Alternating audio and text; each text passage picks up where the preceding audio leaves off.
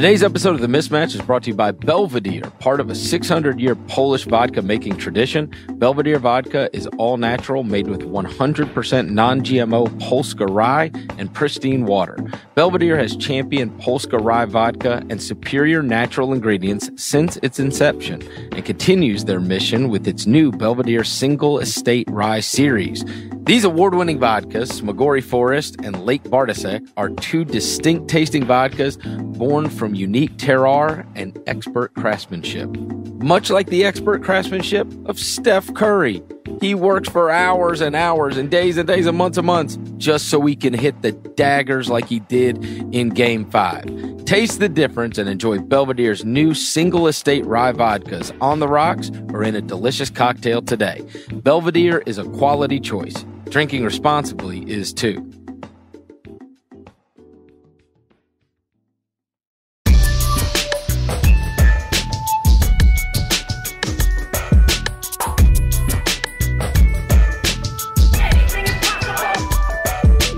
Welcome to the Ringer NBA show. I'm Chris Vernon, and joining me as he does every Tuesday from TheRinger.com is Kevin O'Connor, a.k.a. Kevin O'Bomber, a.k.a. Kevin O'Conflict, a.k.a. Kevin Opinionated, a.k.a. Kevin O'Bumble, a.k.a. Kevin O'Camera, a.k.a. Kevin O'Climber, a.k.a. Kevin O'Candyland. Kevin! I'm not even on Bumble, Chris. You could drop that one from the list. It was a throwback. I know. Candyland is too. That was like early this season, last season maybe. Sorry to disappoint, ladies. All right.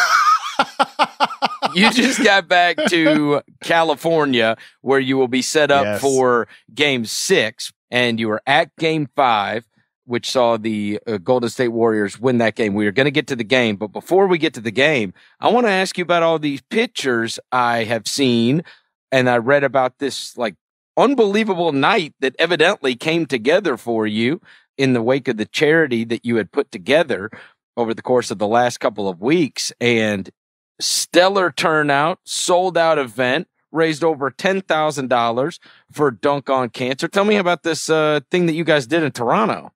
It was shocking how quickly it came together. We had a all-star cast with Zach Lowe, Tom Haberstroh, Howard Beck, Sirit Sohi, Tim Bontemps, guys from multiple podcasts, Taylor Rooks, all over the place on the internet. Will Liu. I mean, we had so many people from the Raptors and Warriors beat and the national media as well, all coming together to raise money at the Rec Room in Toronto. On Sunday night, we just had a couple of panels talking basketball, talking finals. And it was just a really, really cool night. And like the Raptors were nice enough to give us a signed Kyle Lowry jersey and a signed Danny Green jersey. And the raffle alone raised $3,000 Canadian dollars for those jerseys, as well as we had the starters there, and they brought a J.E. Skeets All-Star jersey, vintage. And it was just a really, really fun night with a bunch of basketball people all coming together for a good cause. It was beyond anything that I could have imagined when the idea first came to mind. That's for damn sure. So who put that all together? Did you do that by yourself? I worked with Kevin Kennedy, who runs Hoop Talks. Hoop Talks is based in Toronto, and they do a handful of those type of live events, like watch parties and all that. But me and Kevin Kennedy worked together to organize that, and I got everybody together, and somehow we almost had too many people, but it worked out great. Just talking hoops and talking about why we were there with Dunk on Cancer at the end with Jeff Zilgett and Faisal Kamisa, who works in Toronto on Sportsnet, and Jeff Zilgett, of course, from USA Today. Yeah, it was just a really, really, really a special, memorable night for all the Raptors fans and maybe a couple of Warriors fans and general NBA fans that cycled through. We had like 275 people or something like that, Chris. It's awesome. That's incredible. It was really an awesome night, yeah. And a huge shout out to the NBA media brethren that all showed up to help raise money for a good cause. That looked great. All right, so you've had some time to process what you bore witness to in Game 5. I, of course, was watching the television broadcast. You were in the arena, and then you have to take a flight from Canada all the way over to Oakland. You got a lot of time to think about it. I know you wrote the article about Game 5, but when when you were left thinking about what you had seen and you had had time to process it, what stands out the most about Game 5?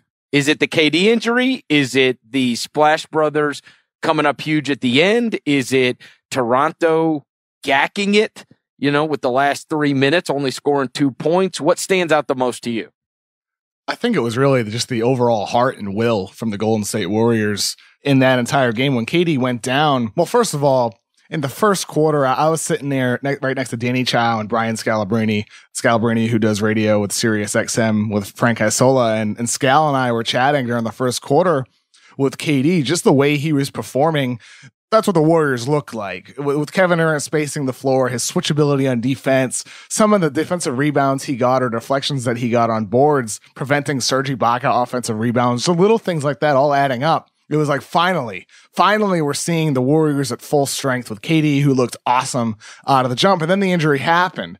And Scal and I looked at each other with just like a look of disappointment, because we're like, okay, it's over. It's over. Like, this series is over. And what could have been a magical night is going to end up being, a really deflating one where Toronto wins the title and all everybody's talking about is Kevin Durant getting hurt.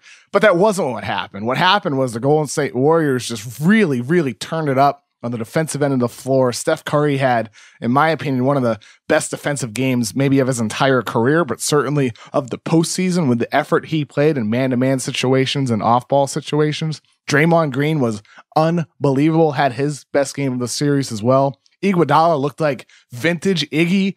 Every guy on that roster, including Boogie coming in for KD, elevated their play to a high level in order to keep that lead that KD helped build early in the game, but then closed it out at the end with just those monster big ball shots by Thompson and Stephen Curry. To me, it was just the Warriors against the wall, and they were able to battle back against this Raptors team with Kawhi Leonard coming on strong at the end. It was cool to see them battle against that adversity. That, to me, the amount of heart that they showed was the number one takeaway.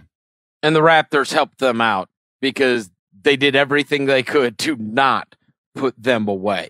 I mean, there were a couple possessions in there where I'm like, yo, I get trying to play against the clock, but this lead is just not safe with that team. And you had a couple of possessions. Look, there was the moment in time where the Twitter sphere and every human that was watching that thought we were witnessing some Michael Jordan level stuff from Kawhi. He just took that game completely over, and it's almost like a boxer's got a guy up against the ropes and he's hitting him over and over and over again, and the guy's about to go down, but then his trainer stops the fight. You know what I mean? And that's how it felt with the Nick Nurse timeout. It's like, wait, hold on now. You're going to stop this? Because it really looked like we were in for the moment. This is the Kawhi Leonard ascension to just a different place in the basketball world. Like, here's when it matters most. It's a home game where they've got a chance to win the title, and he's going to do this on his own, isn't he? He's just going to bury them, Terminator style. I couldn't believe it. And then it stopped, and they never got it back, and they only scored 2 points the rest of the game. And a lot of those possessions at the end of the game, it felt like they're draining. Instead of just running their offense, or instead of just giving the ball to Kawhi Leonard and getting out of the way, they've got the ridiculous backcourt, but that's at the very end of the shot clock anyway. I mean, at best, they're getting a terrible shot at that point. It felt like they were draining out. They were trying to play the clock rather than the Warriors, and they gave the Warriors the opportunity to make those shots. And listen, you've got to make those shots, and the Warriors did, but it certainly wasn't the way to put that team away. That's for certain. In a way, the decision by Nick Nurse to call a timeout, first of all, he said after the game he did it because the timeouts would have went away after the 3-minute mark, so he took the opportunity to take the both of them in order to give his team an extra energy boost. That's goofy. I understand that. I get it. But with that said, as you just mentioned, Chris, they had the Warriors on the ropes there. Kawhi had scored 10 straight points for the Raptors. He was nailing absolutely everything, and it certainly was Jordan-esque with the type of shots that he was hitting. And like that stadium was shaking. I'm not sure if it was in my head that it was shaking, but it certainly felt like it was. It was so loud. I'm not sure I've ever heard an arena that loud after Curry missed the three and Van Vliet or Lowry brought the ball up and then handed it to Kawhi. I was like, okay, we're about to get another isolation here, and Kawhi's maybe going to hit that magical shot as the dagger. It's the one that's replayed over and over and over as the moment this place just exploded, knowing they're going to get the title. And then there was a timeout called, and it was just utterly shocking to me. And again, like talking to Scal, he's like, well, maybe Nick Nurse is calling this because he wants to get his best play call in this game in order to get that dagger. His best play. But Nurse didn't even really call a play. They just threw the ball in and ran a pick and roll, which was well defended by Klay Thompson on the play, steering Kawhi to his left. There was no creative play call that came out of that. There was no best decision. And it reminded me, like, when I was thinking about it on the plane today, and I was thinking about Super Bowl 49 between the Patriots and the Seahawks at the end of the game, where the Seahawks had the ball on the 2-yard line, and you're thinking that the Patriots are going to call a timeout, but they don't. They don't in that situation. Belichick looked across the sideline and saw a bit of disarray on the Seahawks sideline, some confusion on what to do, and he didn't call the timeout. And they ended up throwing an interception in that play. And had the Seahawks scored, we'd be looking back at that in hindsight, wondering why the hell did they not call a timeout? So it's results based all the time with how we discuss these things. But Nurse's decision to call that timeout sort of reminded me of that moment where he guessed wrong in making that decision. But ultimately, I think you looked at that Warriors team in that moment. They were the ones who were tired. It was the Raptors team who was absolutely rolling. It was the Warriors that were tired. Yeah, no, who benefits the most from that timeout? And there is no question who benefits the most. You're letting them off the hook. You're bombing them out. You're about to go win the title. Draymond said we were able to regroup and get it together. And Klay Thompson said Steve Kerr called the next two plays in the huddle. And Kerr only had one timeout left. And so he got a freebie in order to call the next couple of plays that resulted in the first Klay 3 and then the Steph one. It's just a bad mistake. In the end, players make plays, but that's a bad mistake. That was a bad mistake at a critical time where it felt like you've got the boxer on the ropes. Don't you make the choice to back up. You know what I mean? You're right there. You've got him set up for the knockout. And instead, you walked away from the flurry, and now they've got a chance to, like, get their wits about them. And obviously, we know what took place after that. Oh, what took place after that was really remarkable. I'm still not over that run by Golden State. And then all the weirdness with the backcourt and everything else. What a weird final 3 minutes, Chris. That was insane. And how about 2 goaltends? A moving screen? Like all kinds of shit you never see. All kinds of stuff. Like, when is the last time you saw a moving screen called in that kind of situation? When is the last time you saw an offensive and a defensive goaltend? When's the last time you saw a team in a critical possession, 2 backcourts? Because we had the one where Lowry overthrew Gasol, and then you had the Draymond one. Just bizarre stuff. Mm-hmm. It sure was. That game really had everything. And then when in the crowd, when the clock ran out, there was sort of just like a pause. There was just like, wait a minute, the game's over? It was just such a weird game from the start with the KD injury and then that unusual ending with everything you just listed. Yeah. Kyle Lowry, super excited that the screenshot came out of the shot being blocked, I'm sure. Because if that's a clean shot, that's a rough one. So good for him. We have amazing photography that showed that the ball was deflected, but obviously it wasn't ideal anyway.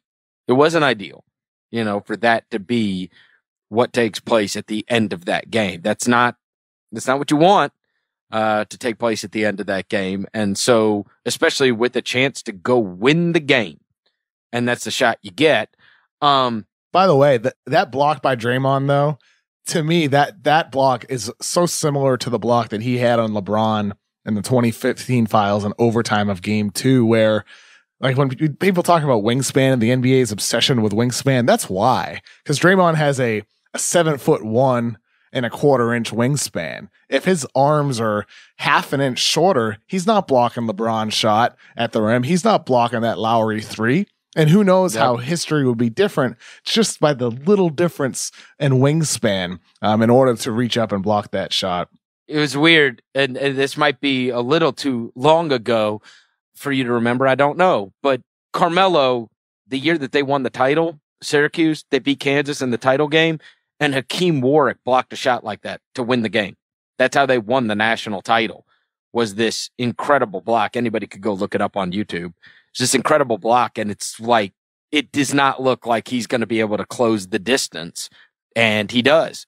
And last night, you know, Draymond is getting pushed, screened, pulled, everything. He's getting fouled incredibly. You know, it's kind of interesting considering, you know, what had taken place with the moving screen on the other end. Go watch. I mean, he is assaulted the entire time, and he still makes the play. It was pretty crazy. It was pretty crazy to watch. Now let's track back to the KD injury, because this has been the source of immense amounts of conversation for good reason. It's all anybody's talking about. Yeah. Well, I mean, he tries to come back. He tries to play in the game. Yep.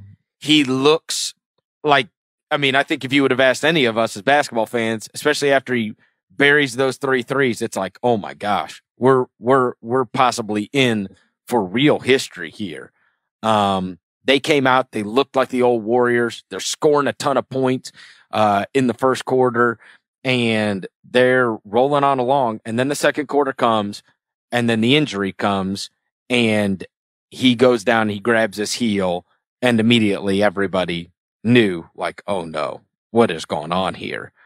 All right, so first things first, I questioned greatly, Kevin, how he was out on that court if it was that easy for him to tear his Achilles. You know, there's many times where I've been at games or that I have witnessed games where the injury is a freaky thing. It's like, oh my God, you know, look how he landed. A guy breaks his leg, or a guy lands, very strangely or whatever. I mean, yes, he's making some moves, but he just plants his foot and the thing pops. And I don't know if it's a misdiagnose. I don't know if it is the risk management of all of this. But to me, I look at that and go, dude, if it was that easy for him to tear his Achilles in this moment, he should not have been out on that court. We got the dry cry from Bob Myers. Everybody loves Bob Myers. I don't know him personally, so maybe I don't have the same level of sympathy for, but we got the dry cry from him where he said, you know, if you got to blame somebody, blame me, which is, you know, code for, you know, like, I'm going to make you feel bad if you blame me. But I don't know. Listen, I don't care who to blame, training staff, him and head of basketball, whatever.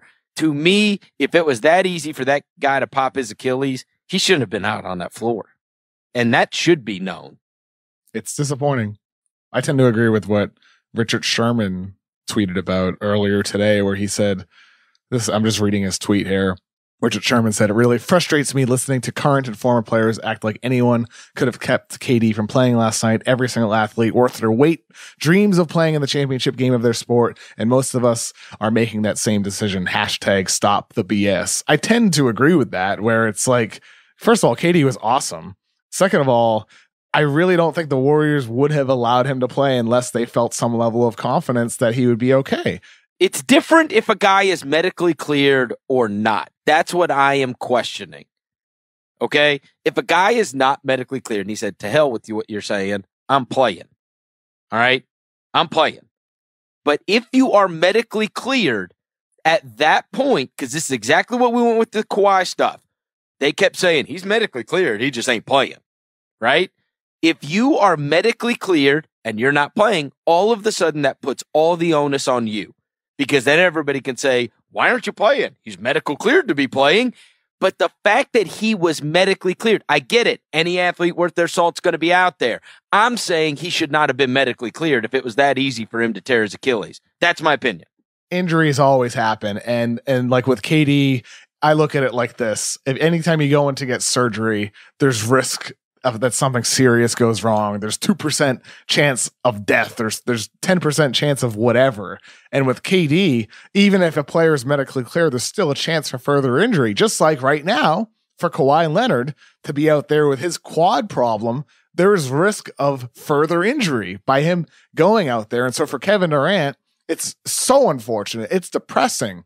It really took down the mood in that arena until really the end of the game, I thought, with KD being out. The fact that he got hurt, it sucks, man. Like, we've been talking about this for over a damn month. We need to get to the mood of the arena. Here's my opinion. I know the media loves the people of Toronto. I know that the people of Toronto are typically a great people. You know that everyone that was watching on TV, this was a very interesting dichotomy. The people that were watching on TV all turned ferociously on that Toronto crowd that were cheering. Kyle Lowry, you've got the visual of him saying, hey, what the hell's wrong with you? Calm it down. You've got Klay Thompson mad about it. If you're watching on TV, the guy literally on the front row is waving like bye-bye. And you have a group of people that are cheering as the guy is laying there injured. And yet people that were on site reported a different thing. It was very strange, right? People watching on TV, and Mike Breen was even talking about the cheering. And so this became a big topic, like, oh my God, like how classless can you be? And yet people that were in the arena that were covering the game, I sensed a different, I don't know, it's like the reporting was different, that it did not appear, at least in the arena to you, that was necessarily a fair shake on this, that it wasn't an overwhelming amount of people happy about this injury or cheering about this injury. And because I was reading people saying that there was like a KD chant, and I was hearing people saying that, people are in stunned disbelief and whatnot. And so it's very, very, very, very odd.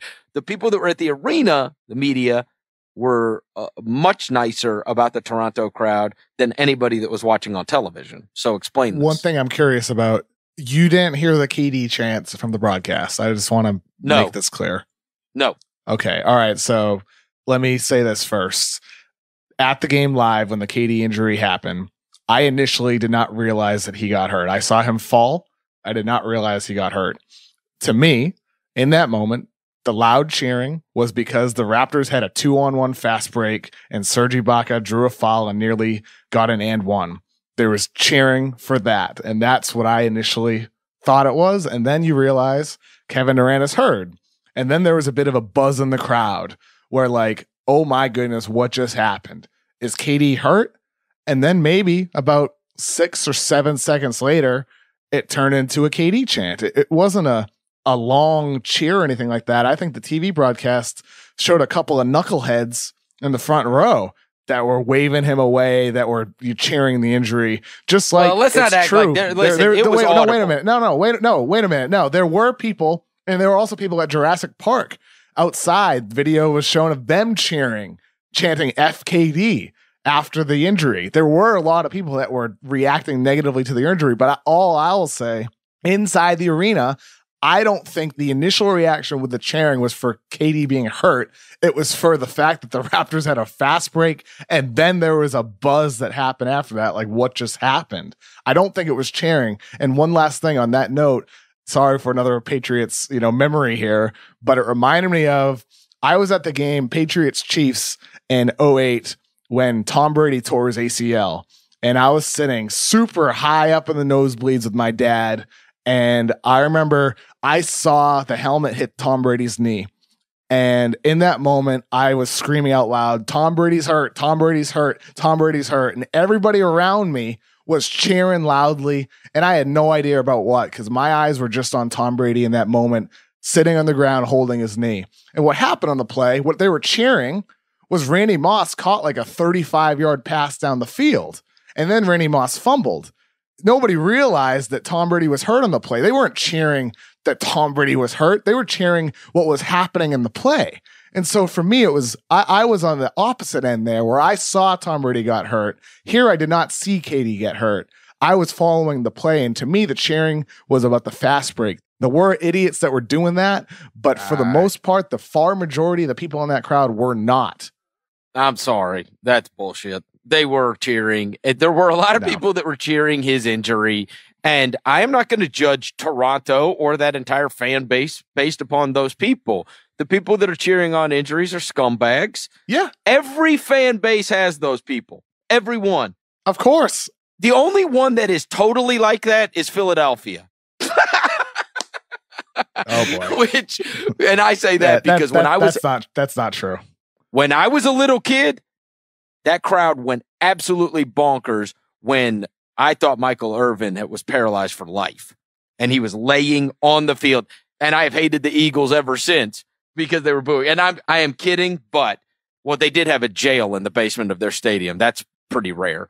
What I will say though is I will not judge Toronto based upon those people. It is the unfortunate thing that comes along. People lose sight of reality when fandom kicks in, and you want your team to win so badly that you can find yourself in spots where you even don't care, or at worst are happy about your opponent getting injured. And then when you are given the opportunity to really think that through. Here's the thing. You're telling me you didn't hear the KD chant on the broadcast. No.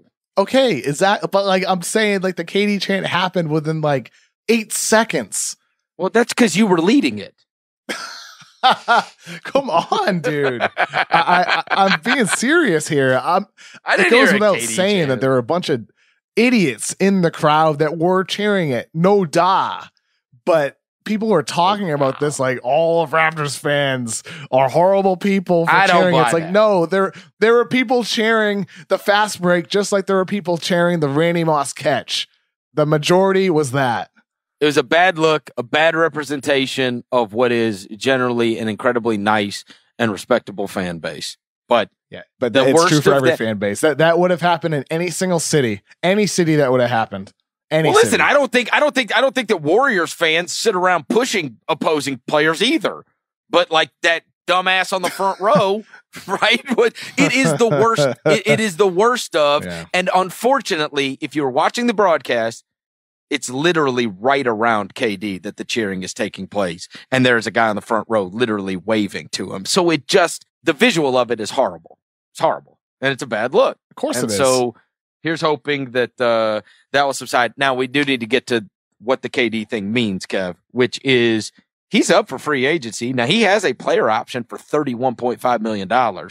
So, look, that is the absolute worst possible scenario is, oh, geez, somebody's not going to pay him what he would have been able to get in this offseason. Look, we went through it. He is obviously an infinitely better player, and he is a wing player rather than a big guy. But Cousins had no suitors coming off the Achilles. Cousins had very few suitors before the Achilles injury. Right. So here's what I'll imagine. I will imagine that it only takes, right? Life is leverage. There will be enough teams that are willing to give Kevin Durant a huge, long contract, maybe even equivalent to what he would have gotten if this never takes place last night. But I don't know. What do you think? It's going to be fascinating. As for him opting in, I don't think that would happen because if he opts out and signs a 1-year deal, he can earn about $38 million. So I don't see him opting in. But he's not going to play next year. Nobody's paying him $38 million for 1 year not to play. Well, I mean, like if he signs a 1-on-1 type of thing, like what I'm saying is like you're just talking about how there might be a team willing to pay him. That's what I'm saying. Like there would be a team willing to pay him that $38 million within the first year of the contract. I would be quite surprised if he were to opt into the deal, considering the fact that money is theoretically going to be out there. We're talking about a guy who is a all-time great player, still at his peak powers, even if his play diminishes down to like 70% of what he was prior to yesterday. That's still a really, really good player. Would he be worth that money? I don't know. I hope to God he is. It's scary because we're talking about a guy who, like I said, is still at his peak powers and all-time great player who, for the foreseeable future, had a game that seems to be easily translatable into his 30s because of how skilled he is, because of his shooting ability, because of all the things that he can do on the floor, because of his improved passing ability from the post that he's developed in his 3 years with Golden State. There's so many facets to his game that would allow him to sustain success for as long as he wants to play. And so for this injury to happen is heartbreaking. I would imagine the team would be willing to pay him for a 1 year rehab in order to get 3 years of him after that. I would think so. Don't you? Yes. especially with some of these teams that's their crack at getting a guy the level of Kevin Durant. I mean, if you're the Knicks, are you not doing that? Of course you are. Of course you are. Yeah, exactly. And by the way, like, it wouldn't be so bad to suck one more year while you already have Kevin Durant and get a higher draft pick that you could then use to flip at some point. I'm just saying, as long as he's able to get back and be at least 80% of what he was. And I don't know, like, has it been, like I said, I was flying all day. Has it been announced, like, the severity of that Achilles injury yet? Because last I saw was, I believe Woj said he was traveling to New York in order to get further evaluation on the Achilles. Yes. We haven't heard anything about that, correct? No, not as of time of you and I recording. We don't have an update. We're recording at 9 Eastern, 6 Pacific right now. Right. They said that MRI was going to be taking place today, but the last we had heard was that the Warriors thought this MRI was going to confirm a torn Achilles tendon. And so that's what the Warriors thought. Awful. Going into this. So I guess anything less than that would be a shock at this point. It is totally awful. And that is a very, very, very, very, very difficult injury to come back from. A very difficult injury to come back from. And who knows what level he will be at. And it is a very hard road. That's 6 to 9 months of very strenuous rehab in order to come back from that. And so here's hoping that Kevin Durant is able to come back and maybe be the greatest of success stories coming back from an Achilles. Before we move on, Chris, I just did want to say one last thing about KD.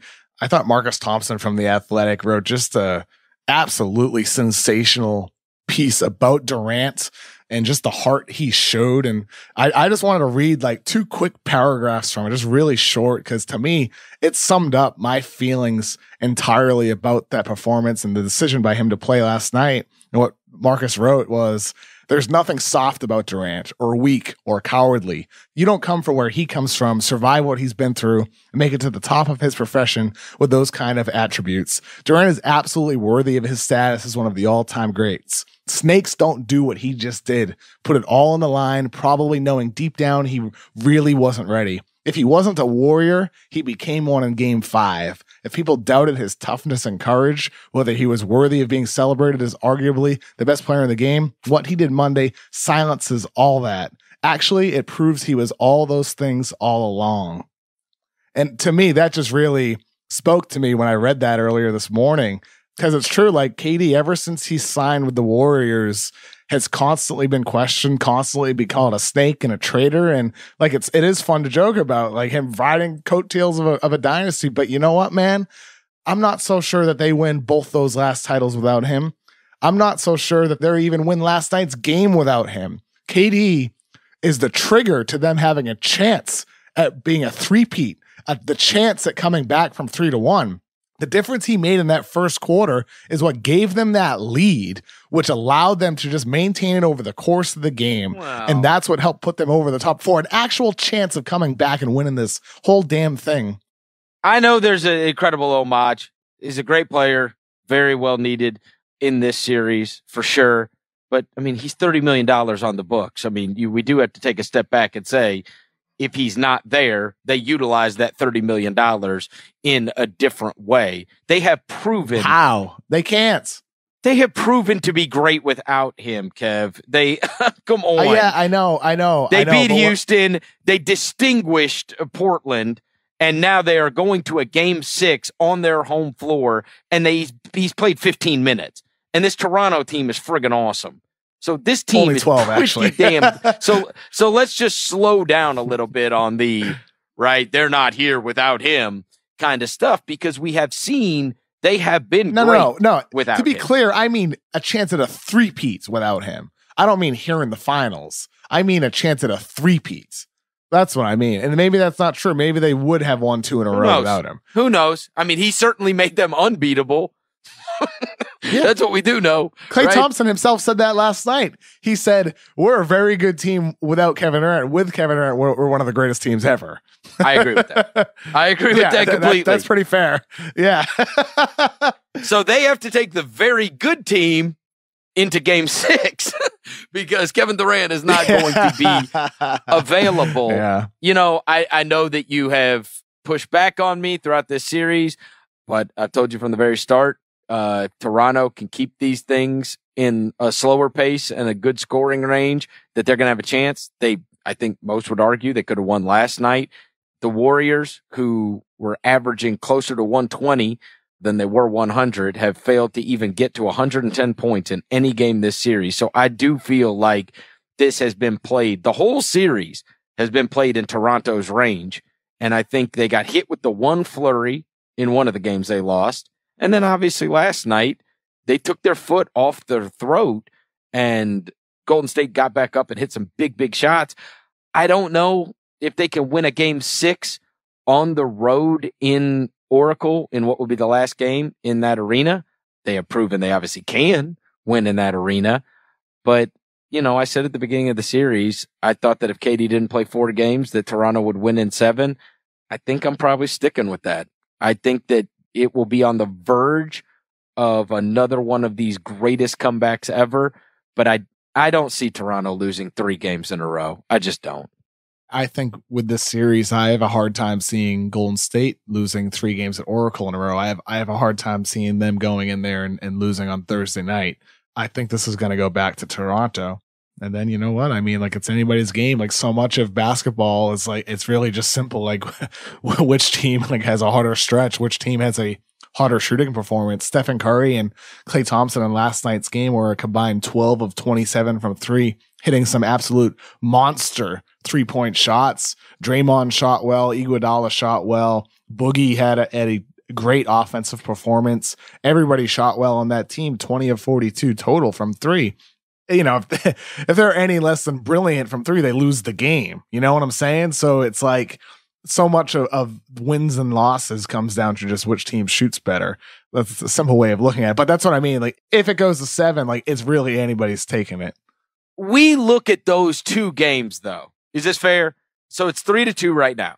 We look at those 2 games that Golden State won, and we go, well, they hit them with that 18-0 run, and even then, at the end of the game, the Raptors had a chance. And then in the other game, the last one, I mean, they had a big lead in the one, and then you have this last game last night where it's like they look like they're going to put them out of their misery, and then they got hit with this flurry at the end, and it took these amazing plays by the Warriors down the stretch, and then a total gack. When you score 2 points in 3 minutes, that's a gack by the Raptors. I don't know. I don't look at the games and say, whoa, the Warriors really blew that. I think you can look at both of the games and say, damn, man, the Raptors had their chance and they let them off the hook in this. So I would be surprised if Golden State can win this series, because I feel like the extraordinary has happened in both of their wins. I don't feel like anything extraordinary has taken place in the Raptors' wins. Do you? Just felt like they were the better team. I'm surprised that you would be surprised that Golden State can't come back here. They have one of the greatest players of all time in Stephen Curry, just like the Raptors have one of the greatest players of modern times in Kawhi Leonard. Nothing would shock me, man. This series has been shocks every single step of the way. Why believe anything less moving forward? Well, I mean, because it was a 1-point win last night, and one team scored 2 points in the last 3 minutes of that game. You know what I mean? Like, I don't know. They gacked last night. You've got to win that game. You have to win that game. And now they're playing with fire, because they very well may not win game 6. But I just think that, I don't know. I don't think that Toronto team's losing 3 games in a row. I still like their chances. I still think the Raptors are going to be the NBA champion. I do. Yeah, me too. You do? I think the Raptors will be. Okay. But I sure as hell think this is going to be tight as hell, man. It's going to be a really tight series the rest of the way. With Golden State in that game, like I would hope Steve Kerr continues trying to run more pick and roll. I think you got to, even though you don't have the floor spacing, you just have to go with that. They went to it at the end of the game, and they got some quality shots out of it, including a Klay Thompson 3-pointer, an open Steph Curry 3 that rimmed out. That was the DeMarcus Cousins offensive interference play. They got some really good looks from that, despite the fact that you don't have KD on the floor, despite the fact you don't have optimal spacing.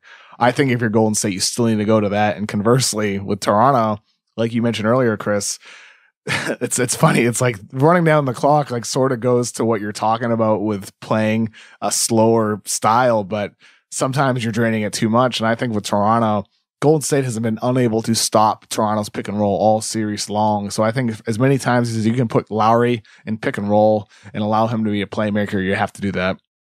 All right, Kevin, we'll get right back to it. First, want to remind everybody, today's episode of The Mismatch is brought to you by Capital One. With the Capital One Saver Card, you can earn 4% cash back on dining and entertainment. That means 4% on checking out that new French restaurant and 4% on bowling with your friends. You also earn 2% cash back at grocery stores and 1% on all other purchases. Now, when you go out, you cash in. Capital One, what's in your wallet? Terms apply. Today's episode of The Mismatch is also brought to you by Turo. Turo is the largest car-sharing marketplace in the world, available across the U.S., Canada, the UK, and Germany, with over 10 million users worldwide. Turo has the widest selection of cars available, so you can choose the right car for whatever occasion, often at lower cost than rental car companies. Whether it's a pickup truck for moving day or a flashy convertible for the weekend, find the perfect car for your next adventure on Turo. Or if you're in the market for a new car, book the car on Turo so you can see what it's like to live with for a couple of days.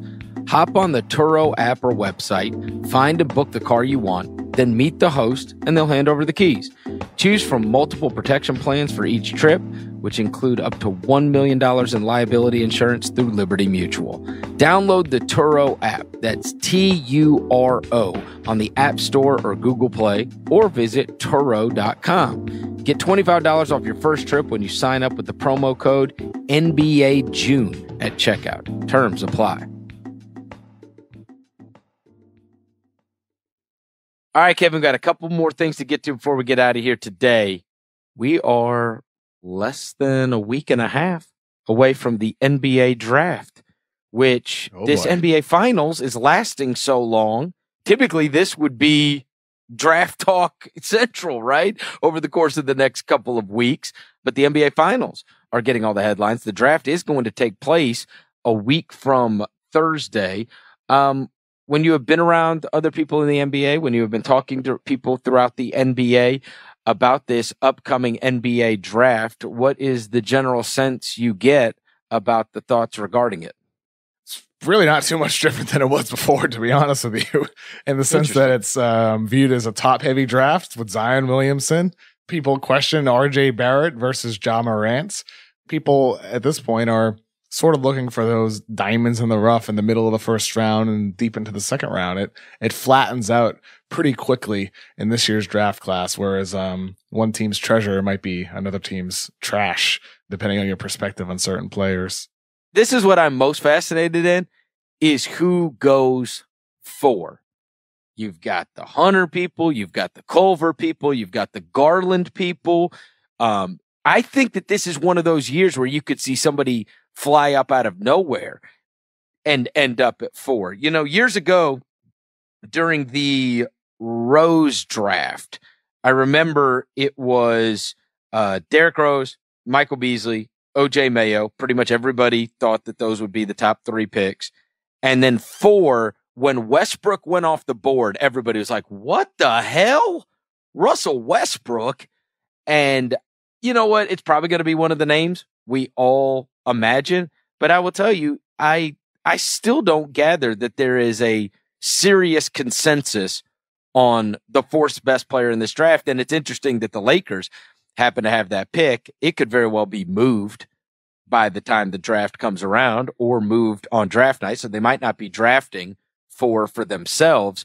But if I asked you today, who goes 4? We know who's going 1, 2, 3. Zion's going to go 1. Morant's going to go 2. Barrett's going to go 3. So now we're to 4. And who goes 4 when it comes draft night? Depends on who's picking. If it's the Lakers, perhaps Darius Garland, a fellow clutch client with LeBron James, and also a good on-court fit next to LeBron with the shooting ability that he can provide off the ball, with the on-ball presence that he is as a shot creator. He's not Kyrie, but he can sort of play. He fills that mold next to LeBron James with a scoring guard. However, as Woj reported today, Lakers, there's some pressure in order to make a run at Anthony Davis now. So perhaps it could end up being the New Orleans Pelicans that are making that pick. But even then, even if it is New Orleans, if you're considering their needs, if you consider the fact that they'll be drafting Zion, if you consider that they have Drew Holiday in their backcourt, Darius Garland will also be a nice fit next to Holiday. Holiday could cover for the limitations of Garland on the defensive end of the floor, and Garland with his offense could perfectly complement Holiday on the offensive end. So maybe it could be Garland if it's New Orleans or the Lakers. Either way.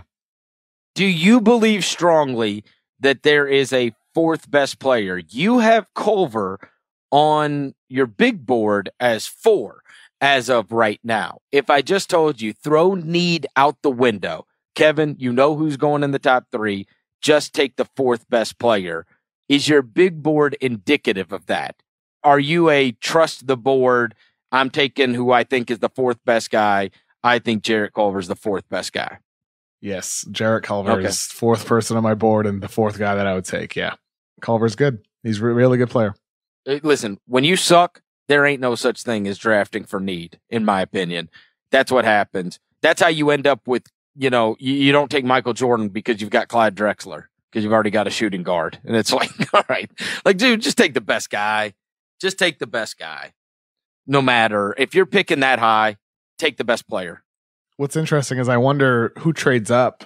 There's been significant noise about Atlanta being a team that could be on the move. They have 8, 10, and 17 in the first round. They could easily move up to that 5 range where Cleveland's at.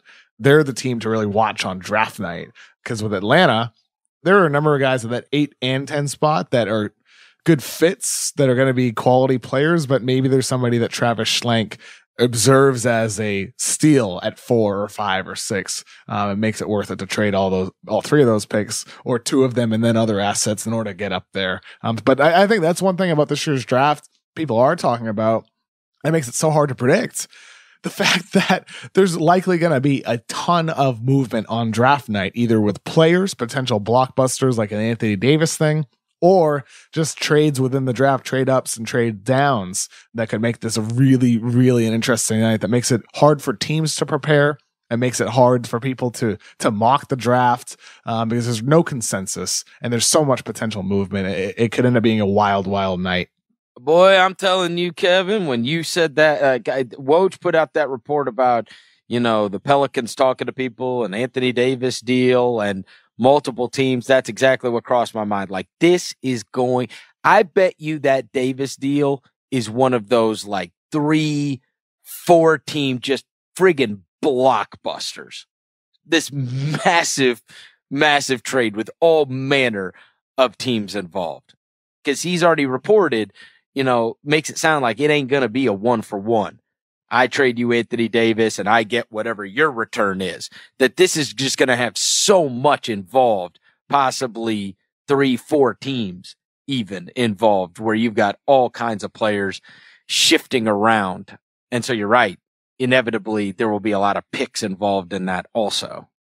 Chris, do you think New Orleans should move AD or should they wait until free agency begins?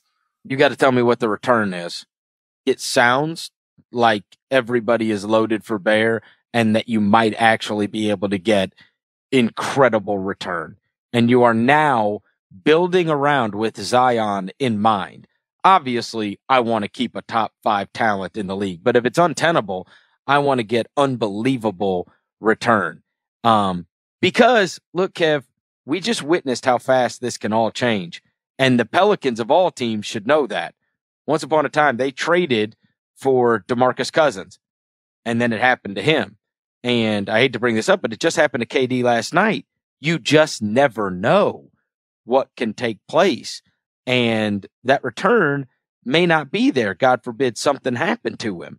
And so if you've decided, hey, we've got Zion Williamson now, and we're building with him in mind, and we can get some incredible return to build a great team, yeah, I'd move him. I don't want to move him, but I also don't want his agent calling me every day saying, dude, move him. Like, he doesn't want to be here. Have Rich Paul pestering you every day until you move him.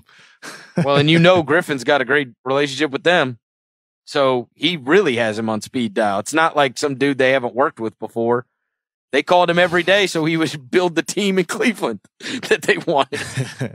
You know what I mean? He knows what that life's like.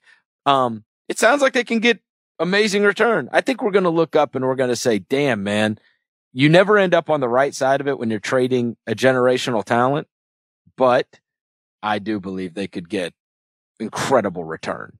I just want to know which team is going to come out of nowhere and make a strong offer. When are we going to get that report, that Woj bomb, where it's like the Denver Nuggets have traction or the Denver Nuggets are exploring a trade for Anthony Davis? When are we going to get that team where things become real? Because right now it's just sort of, people are like, oh, it worked out for Toronto and Kawhi, maybe a one year or more of contention. Teams may look into that as a model to follow. What team is that going to be that comes out of nowhere with a strong offer? Okay, well, let me ask you about another one, because a year ago we were talking about Boston and maybe being in that spot.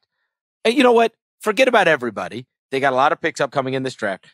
What percentage chance would you put on it that Kyrie Irving actually wears a Celtics uniform next year? 0%? No, not 0. Okay. No. All right. I don't know, like 35, 40%. Oh, really? I wouldn't rule it out entirely. I think that would be silly to do. Boy, this Brooklyn stuff has gotten big legs. I had heard that, obviously they were gunning for being able to get Kyrie and KD together there. And obviously that's a different situation than it was 24 hours ago. That's for sure. That KD injury throws a wrinkle into everything, because KD was the guy that would be pairing with, it was KD and Kawhi, it was KD and Kyrie. It's always involving KD, and suddenly he's going to be out for an entire year in all likelihood. How does that impact Kyrie's decision? How does that impact anybody on the market? A lot of dominoes will fall. I know this. Brooklyn is, I've talked to a lot of people about this. Brooklyn is all over the Kyrie thing. All over it. They want Kyrie badly. And I think that has been a plan for some time. And I think you saw with that trade when they moved the multiple draft picks and they're clearing out space. Like, the reason that everybody's reporting that is because that is true. I know at one point they had even reached out on a small level, interested in Mike Miller's interest, he's an assistant coach at the University of Memphis for Penny Hardaway. And he is also extremely close friends with Kyrie Irving. And make no mistake, the Nets, why would they have an interest in Mike? That's the reason. Because maybe it would help their opportunities in being able to get Kyrie Irving to come there. So they are loaded up for that. They're loaded up for that. Yeah, and it would have been like, one of those assistant to the GM, like the way you do in recruiting. Right? You try to hire a guy, you try to get him on board. But I've had multiple people tell me that. And I know this, they are close. And so this Marks guy, he's a smart guy. He is a smart guy. This Sean Marks. And I don't know. I guess we will see. I don't think Miller's doing that, but I do think that they are loaded for bear in order to get Kyrie Irving in Brooklyn. And that's kind of home for him too, So it is home, and he grew up a Nets fan as well. Yeah, I think there's a reason that that's been reported everywhere, because there's a lot of people in the know that think that that's maybe been in the works for a little longer than just the last couple of weeks. But I at one point was told that they were going to try to get KD there too. And again, plans change dramatically. You know what I'm saying? Plans change dramatically. I don't know what you do now. If you are the Brooklyn Nets. And in regards to Kevin Durant, in regards to signing him, like, let's say you're hesitant to sign KD and you're like, okay, we don't want to spend that money. We don't want to take that risk. Then you don't wait until, you're not waiting until 2020 to sign him. You're waiting until 2021 to sign him. So like, this is your only chance to sign Kevin Durant. If you wait that long, your cap space is going to change. You might not even be the general manager anymore. Yep. He might be in a new situation that he loves. This is your only chance to get KD still, despite the injury. So you got to take it unless you have another choice, unless there's a plan B where you can give the money to somebody else that can put you into potential contention. I'm not sure that option's out there. Like, I don't think Jimmy Butler makes the Brooklyn Nets a contender. You know what I mean? So I think for these teams, you got Kyrie and Jimmy Butler. You're I mean, I don't know. Those guys would butt heads within minutes. Oh, no, they wouldn't. No, they wouldn't. And I'm going to tell you this. So you remember how I just mentioned the Miller thing? All those guys own a huge underwear brand together. Go look it up. PSD. No, it's Kyrie Irving, Mike Miller, Jimmy Butler. I think Marshawn Lynch was involved for a moment. Chandler Parsons. There's a bunch of them. They're all in business together. Can you say again, what do they own? PSD underwear. It's a huge brand amongst athletes. Go look it up. It's a huge brand amongst athletes. Yeah. That's exactly why they're going to get along. They own an underwear together. No, I'm saying it's not like these guys are foreign to each other. How many people are you in business with? Yeah, they wear the same underwear. No. They own the business together, sorry. Kevin. They don't wear the same underwear. Good grief. Of course they do wear the same underwear. But I'm telling you, they are partial owners of a business together. It's not like these guys are, foreign exchange students meeting for the first time. And they're not going to get along. How many guys are you in business with that you don't get along with? I suppose it's possible, but that whole idea that, those guys wouldn't get along, well, they probably shouldn't have a large amount of money in the same pool together if they don't get along so well. Watch out for that. It might be Team PSD. Who knows? Put them all together. Oh, my goodness. I hope it happens just so I can hear your celebration about this, so we can play this back on a show. Hey, last thing. The only team in the NBA without a head coach hired a head coach. Hey! The Memphis Grizzlies hired Taylor Jenkins, an assistant for the Milwaukee Algonquin for the Goodland Bucks. He is the Budenholzer tree. So the other two that people bring up are Kenny Atkinson and Quinn Snyder as guys that certainly have had a level of success.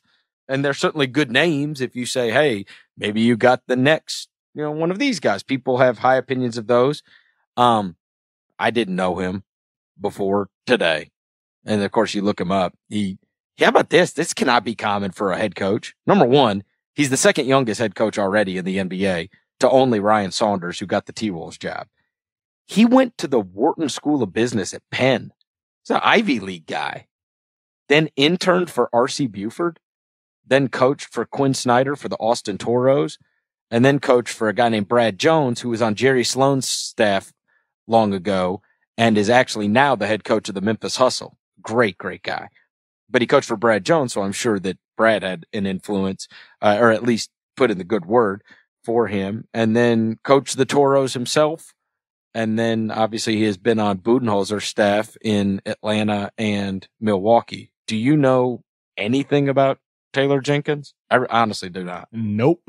Nothing except for the fact that he looks like Tyler Parker from The Ringer, or Tyler Parker looks like him, whatever way you want to look at it. Okay. I was hoping you would not give me a fun fact because I am going to give you an unbelievable Ringer fun fact that does not include the actor from The Ringer and Desktop. You ready? Yeah, I'm ready. The news breaks that Taylor Jenkins is going to be the head coach of the Memphis Grizzlies. And the first text I get is from Jonathan Tjarks. Wow. You ready for this? I think I already know. He put it in our Slack channel. He posted a message about what I think you're going to say, but say it for the listeners too. He was 2 years ahead of Tjarks at the same high school in Texas. They went to the same school, and this guy was 2 years ahead of Tjarks.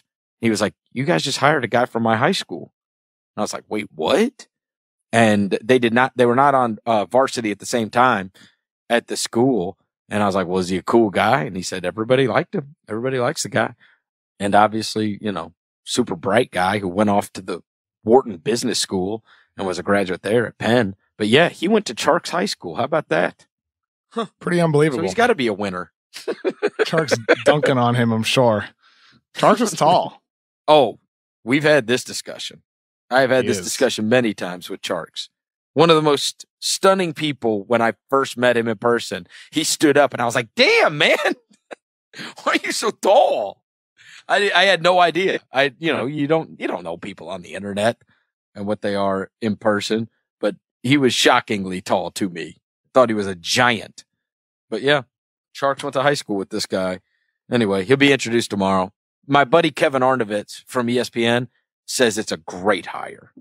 And Kevin is a super smart guy, so here's hoping he's right. That's what I'm hoping. You gave him a glowing endorsement. All right, Kevin, we got a Game 6 coming up in San Francisco or Oakland, wherever it is. But before we get to that, what do you got going? Are you going out on the town or what? I mean, I do need to get dinner. I'm hungry, but before I do that, I actually have to go on quite an unexpected journey, Chris. An unexpected journey tonight in San Francisco.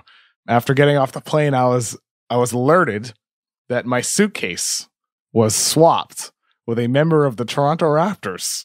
So I need to bring Fred VanVleet's suitcase to the Raptors hotel and exchange it for mine. Is this true? Yeah, it's true. I'm looking at the bag right now. Yep. Are we going to go through the suitcase live on air? No, I'm not even touching it. I've only touched the handle. What did Fred VanVleet see when he opened up your suitcase and was like, what the hell? He saw the blue suit jacket that I was wearing last night. He saw Let's go. A plastic bag full of dirty clothes. Yeah, that's what he saw when he opened up the bag. I'll tell you this. I feel like you got the way better end of the deal on this probably. He's probably got no doubt about it. He's got some real drip. And you know what? You guys are about the same size, right? About the same size. You could probably pull off VanVleet's outfits. Sure, yeah. Hey, what if you showed up to Game 6 and whatever drip he was going to be wearing? You know, like when they're walking through the tunnel and like people are taking pictures of him and stuff. If you showed up in whatever Fred VanVleet was supposed to be wearing tomorrow night. Well, go find Fred. Yep. Tell him you're rooting for him. Yep. Yeah, I'm not looking forward to this. I just want to eat. That's what I want to do. But you know what? It's pretty funny. It's going to be funny when my suitcase has have been torn through. Hold on a second. Here we go. We've got Kevin O. VanVleet. I'm not going to forget this one. Yep. Kevin O. VanVleet. Well, go give Fred his suitcase back, get your own suitcase, and then get you some dinner. I'll talk to you soon. Thanks, brother. Absolutely. Have a good night, Chris. See ya. All right. That's going to do it for another episode of The Mismatch. If you dig what you're hearing, go give us a rating and review on iTunes. 5 stars, 5 stars, and we will talk to you next week.